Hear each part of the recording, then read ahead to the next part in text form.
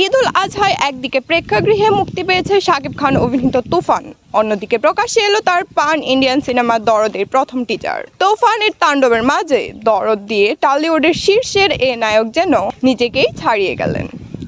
1 minute 24 সেকেন্ডের টিজারে বলিউড অভিনেত্রী সোনাল চৌহানের সঙ্গে রোমান্স দিয়ে টিজার শুরু হলেও কেউ আন্দাজ করতে পারেনি এরপর কতটা ভয়ঙ্কর হয়ে ধরা দেবেন শাকিব। প্রতিটি অ্যাকশন দৃশ্যের সঙ্গে শাকিব রক্ত নিয়ে খেলা করেছেন। নির্মাতা অনন্য মামুন সিনেমাটি পরিচালনা করেছেন।